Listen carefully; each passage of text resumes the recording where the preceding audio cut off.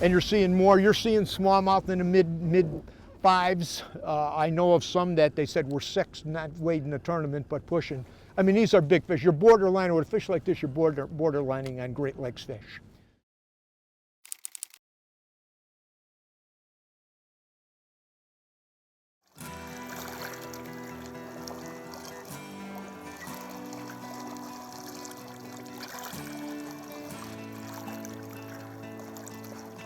Drag it in this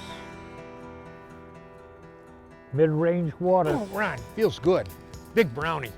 Nice brownie. Now this time, how about me netting this one? I had another one with, there was another one with him. Oh yeah.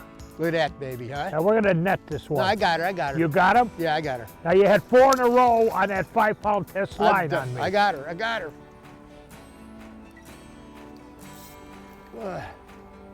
Boy, are they in a crazy mood, boy. They're just jumping like crazy today. Look at it. Whoa. Whoa. All right. Come up. You want to jump again? You want to jump again? You gotta take him so easy, Ronald. Ronald's really mad at me because I dumped a couple of big ones. You don't like. I could have. You don't like that light line stuff. I know that. You gotta be so careful. Yeah, you know, I'm really down to very light. So just play them out. I ain't gonna meat hog them like I did the last time. It was a fat one too. Come here. Yeah, you're a nice fat one. Look at that baby. Look at that chunko, man, huh? A nice chunko. Look at that one, Ronald. That's a gooder. That's a good fish. Oof. That's the reason to come down here in the wintertime to chase these fish like this. That's a really, really, really nice smallmouth. You know, let me put her back a second. Let me dump her back in on this end. Really a good fish. All right. You know, every good body of water that I've ever bass fish on, that you do really, really well on, not only for smallmouth bass like we just had here, but largemouth bass too. They have 2 things in common. Number 1 is they have a good amount of overhead cover. And by overhead cover, it could be weeds, it could be bushes, it could be trees, it could be a combination of both of them. Lakes that have lots and lots of boat docks always have good fishing, predominantly for largemouth bass in environments like that. But overhead cover of some kind is really key, or lots of big boulders that can offer overhead cover. If they're fairly sterile lakes, a lot of sharp drop-offs in that, they're usually not really, really great fishing. And so a lot of cover is the first element. And the number 2 element is they have to have big, extensive flats that the cover is on. This cover has to be available in shallow water. It has to go across the flats and extend out to the break lines.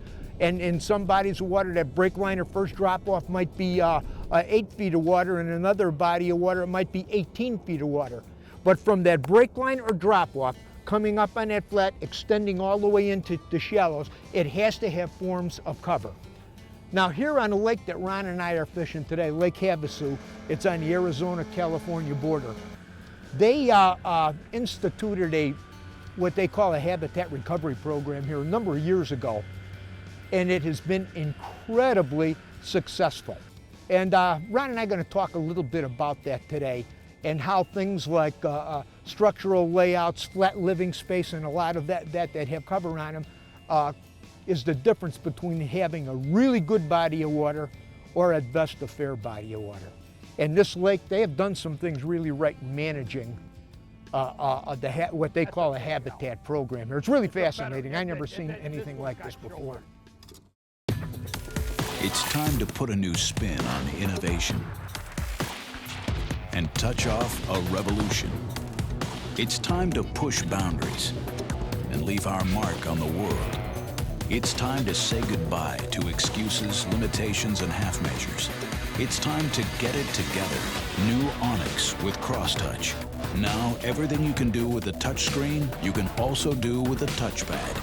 Only from Humminbird.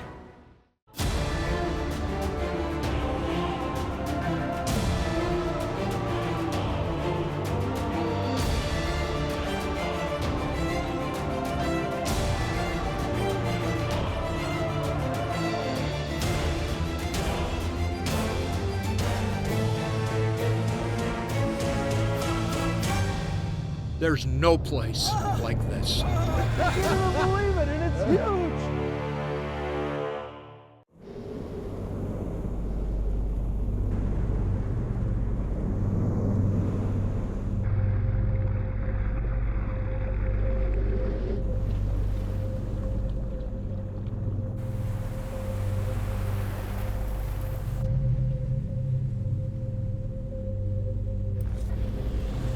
All fishermen are created equal. Some just use better fishing line.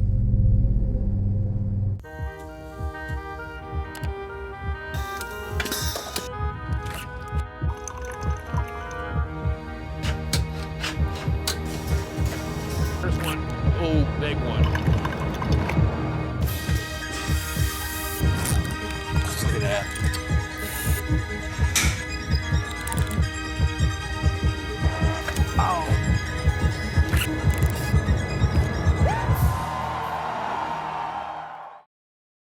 Closed captioning provided by Northwest Ontario, Canada. Yeah. This one's got some, shoulders. yeah, this got some shoulders on her. Come on, baby. You're probably gonna have to problem net 'em for me, bending over. Elvis. Had a little With surgery this- to deal with. Oh, that's a good fish. That's Ron. big fish, That's big good fish, big fish. Ah! And don't lift. You gotta give it one more lump. There you go. Get a lock on her. You got her? Got her. That's, That chest of yours okay? yeah, I'm fine. I'm fine. Look at this. By the way, that's the old Canadian trick. The black fly, we call it. Dragging, and really that's all that seems to work out here. We went through a lot of tackle, a lot of different kind of tackle out here. We're catching fish, but it's all dragging and pitching and swimming the black fly. That seems to do it all. There you go, baby. Putting an artificial cover is nothing new. Most states are doing it, and people have been doing it themselves for years. They've been sinking brush piles, putting in fish habitat, sinking Christmas trees and the like for years. Everybody does it. But nowhere have I ever seen anything to match what they're doing here in Arizona, because they've got artificial structure for each kind of individual fish that you don't see in a lot of places. The Arizona-California Bureau of Land Management are no strangers to large tasks, from the building of the Hoover Dam to the removal of the London Bridge brick by brick and relocating it to Lake Havasu City. These were no small feats, so when it came to local fisheries management, they were ready for any task. Launched in 1993, the Lake Havasu Fisheries Improvement Program was the largest and most comprehensive warm water fisheries project ever undertaken in the United States. The project had three goals. 1, increase sport fishing opportunities in Lake Havasu.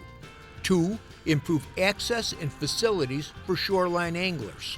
And 3, help the forage base increase, therein helping predator populations to also increase.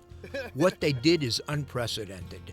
They built fish habitats specifically for species in the lake and put them in key locations. For example, in the deep water, they built what they term crappie condos, and in the shallow water, they built bass bungalows. There were traditional brush pile bundles built, fishing trees, and catfish houses. They put in tons of cover in over 800 plus acres of the lake. This was a massive undertaking. A couple years after the habitat was introduced, the lake became infested with quagga mussels. These little creatures covered the artificial habitat and gave it a more lived-in look. Needless to say, the bait fish and predator fish loved their new homes, and the population of both just skyrocketed, making this a premier bass fishery in the Southwest. Now what was almost a sterile environment with large food shelves but no cover has large food shelves with an abundant amount of cover to support the fish. Fish, like humans, need places to live, rear their young, and a feed. The Lake Havasu Fisheries Improvement Program has given them just that. This was like a homeless project for the fish, and it has a huge financial impact on a local community. Oh, got a fish hell. Coming up on Yeah, you, looks like. I don't know. I may or may not need to, I don't know yet. Don't feel that big now.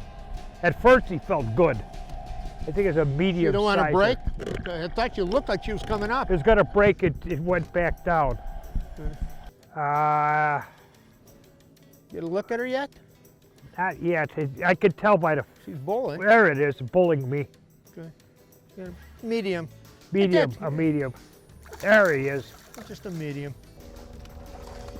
Yeah, medium brownie. Nobody with him, Ron. Nobody with him. Yeah. Not a bad fish. Where we headed? Rocks. Better go with the swinging rugby jig. I know what to do. Thanks. It's articulated, swinging head. Let soft plastics move naturally and freely. I know. I designed it. Plus, it's got that extra long Z-bend hook that you love. And it's got... Hey, little help here? Oops, I'm sorry. Did you say something? Come on, help me. Turn this bag over.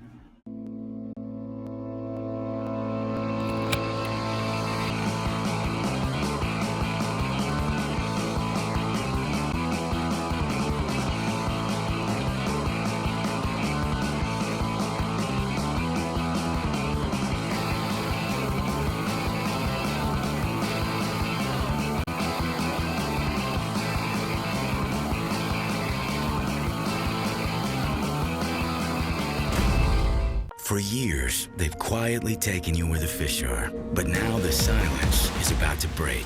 With the incredible new iPilot Link, your Minn Kota and Humminbird can communicate with each other. So you can hold on a spot like an electronic anchor. Record and return to waypoints and paths. Follow any Lake Master depth contour and more. All automatically and all from your Humminbird or the Link remote. They talk and you'll be speechless. This is the finest fishing boat I've ever been in my life, and I'm so proud because I'm the owner of this one. As far as fishability with this boat, I'm not limited to one specific type of species. For me overall, it's a fantastic boat. My job is simple when I'm guiding. It's to find fish and to catch fish, and to be successful at it, you need boat control, and Lund boats, they're second to none. It's like I went to the factory, they put me in the seat and they said, what do you want? And they built it around me. This is a fishing machine. The Edge is presented by these and other fine sponsors.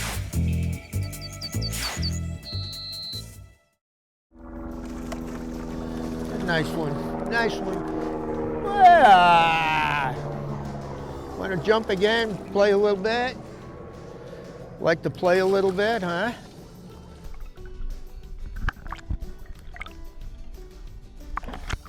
You know, oh, come here, come here, come here, come here, come here. We got 5-pound line, 5-pound Suffolk fluorocarbon for a liter on these things, so you got to really be careful. Yeah, in Suffolk's braid on top. To get a better understanding of the impact that the habitat has had on the bass fishery, the largemouth and smallmouth fishery here on Havasu, I had a lengthy chat with John and his crew at the Bass Tackle Masters. Now there's a bunch of tournaments that happen on this lake every year, and John has got a release boat. And he monitors all the largemouth bass and all the smallmouth bass that are weighed in every single tournament, and the split of them. There might be 65% smallmouth in this one, 35% largemouth, and vice versa, depending on the season. So he watches all of this stuff, and it's been fascinating to hear him talk about the impact of the habitat on this fishery, not only for quantity of bass, but size of bass, and some interesting comments on the quagga mussels after they got in here and how they impacted the habitat in the bass fishery. Just listen to some of the things that he had to share with us. When the habitat program started back in 1993, and it ran for about 10 years, there was a lot of questions as to whether that was going to really help the fishery or not, because when the program was complete, the PVC piping and the orange highway fencing stood out in the water like a sore thumb, and the fish tended not to use it very much. In fact, local anglers had to target rock and wood just like they would if the habitat had never been there. The thing that changed everything was the quagga mussel infestation that we got around 2005, 2006. It covered all the habitats, made them look natural, and fish started using the artificial habitats, which now look like normal things in the water like wood and rocks. So fishermen today target that specifically, and it holds the biggest fish in the lake now. And the economic impact has been huge. The numbers of fish that can hold in the habitat that are protected from predators has made a world of difference on our lake. The smallmouth population has exploded here. In fact, in the springtime, you'll see hundreds of fish over 5 pounds weighed in local tournaments, and 3 to 4 pound smallmouth is just nice fish. So, and it's changed so much just in the last few years. The red ear population exploded in the last 5 years with multiple world records now, multiple state records. You know, red ear over 5 pounds is not common really anywhere in the country, but because of our heat and our long growing season for fish, combined with quagga mussels, which Game and Fish currently is exploring whether they're actually eating the quagga mussels or not. Local fishermen for a while have kind of believed that, and the size of our red ears, I'm sure, have confirmed that they are definitely eating those quagga mussels. So we want to protect that panfish here in the lake so they continue to keep our quagga mussels at bay. It's made a big difference on the lake.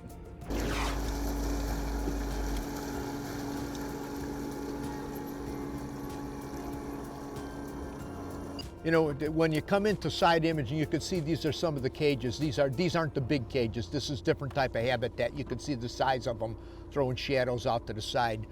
And then there's some staggered rocks, but that's artificial habitat there.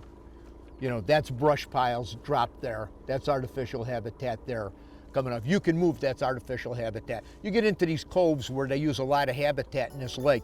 If you're moving really quick and you want to scout the cut really, really fast, in there you could come down, you're moving fairly quick. You see something that interests you, you can scroll to the side, lock it down. When you're fishing, you stop and you really want to fish it. In there you go to 360. Look at this, you can see everything around you clear. Look at all these boxes in front of me. It paints them really, really good, really clear. Look at that. See those boxes there? That's a whole bunch of habitat sitting all around me right in a circle. I'm sitting almost on top of a bunch of them. So I mean, once you learn how to use the unit and see with your eye what it is, it helps you interpret more of what the unit is telling you. See all the shadows going off to the side on that? This thing is loaded with habitat, and this has been a really good cut we're catching fish in here.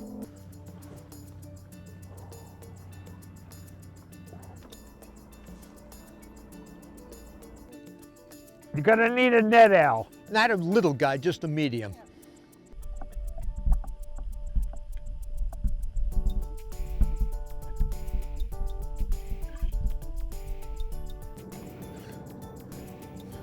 Just a medium. Just a medium. Come here, boy. Mercury engine test.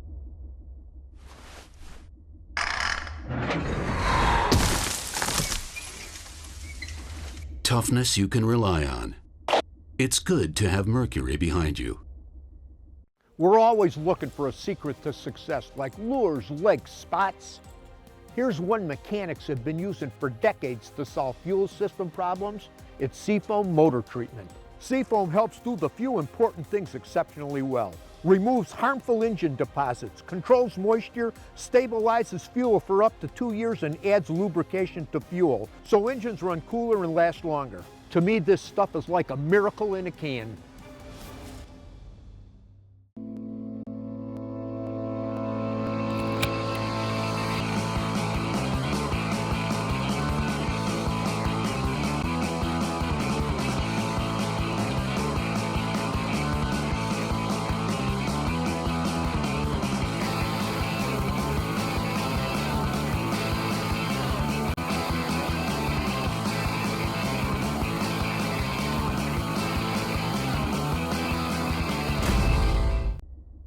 Mercury engine test.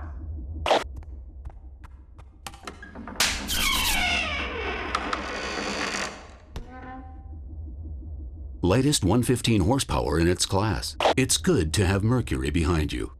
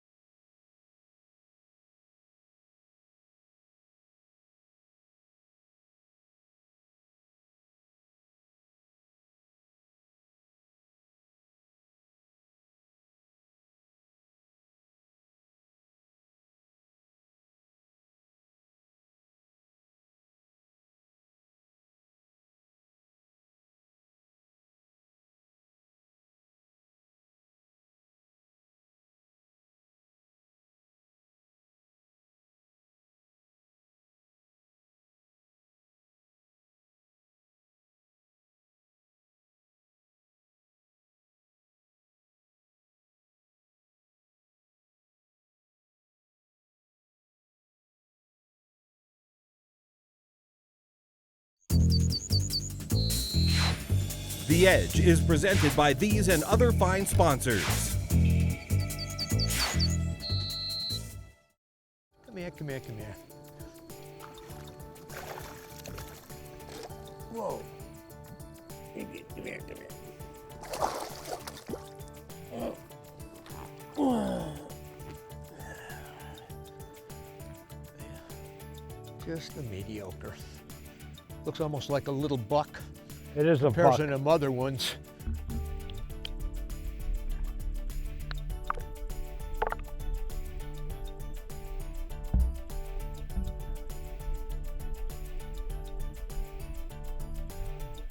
You know, we're doing a lot of light line fishing here. These fish are incredibly hard fished here. And they are really, really, really spooky. It's some of the toughest bites I've seen. So you gotta throw light line. And we got to back up with braid. We got Suffix 832, and in this case, I've got white on here. Now they make white, they make green, they got yellow, and depending on the water clarity background, some green on this water, because the water is so green, is really hard to see the tweaks. So we're both opting for the lighter line. The white line you could see against the water, and it's just a lot of times you see that line just tweak fishing with these light baits.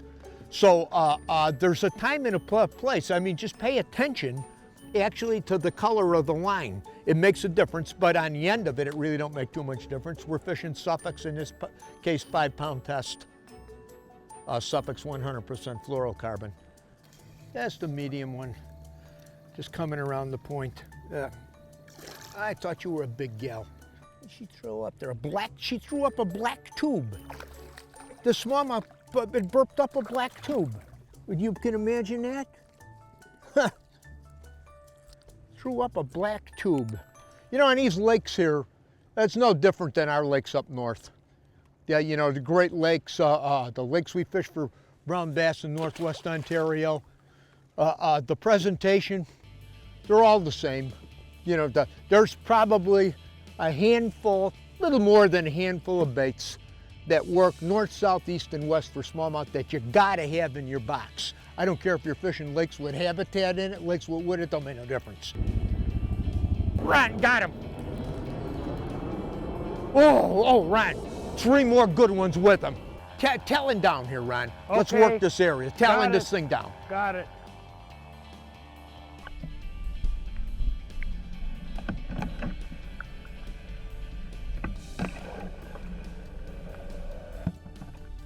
But you get in an area like this where you got these fish, you could see some fish kind of cruising and moving. They're all smallmouth that we're seeing. So that talon, in a lot of cases, if they get real antsy on moving them around here, a lot of times you just talon down and fan cast and work an area. And you'd be surprised at how many fish you could catch. That's been an incredible tool since it came on the scene. I gotta take it real easy with this one, Ron. I mean, she's a big gal. It was really interesting to me, look at that, to hear John talk about what the lake used to be and what it is today. You know, from everything that I've seen and experienced here in the years that I've been fishing down here now, I really fell in love with this area in the wintertime. The point of this whole show is really simple. When you're looking for a lake that you want to catch a lot of fish in, make sure it's got the cover and it's got expansive flats with cover on it if you're a bass fisherman. It really is that simple. I don't care if you fish north, south, east, and west. Good fish, Al. Hi everybody. Today I've got a special guest with me. It's my niece, Dawn Lindner. Over the years, we worked together on a whole lot of projects. Everything you could think of, from tournaments to television scripting to press releases, you name it, we've been involved in a lot of different things. Through many years at In-Fisherman Communications Network, and which was a family business, we sold that, started Lindner Media Production with her brothers, and then we got involved in the Edge television series. And then one day, well, we had to let her go. That's right, Al. And rightly so. I had gotten to a place in my life where I could no longer keep going under my own steam, and life was looking very, very bleak. I had allowed outside forces to really steal away my joy and my peace, and a lot of things had gone into that. But I had felt about 2.5 years ago, I had gotten to a place I was just very lost and very broken and very, very empty. And I had nowhere to turn. I had to realize that there had to be something greater than myself to turn to.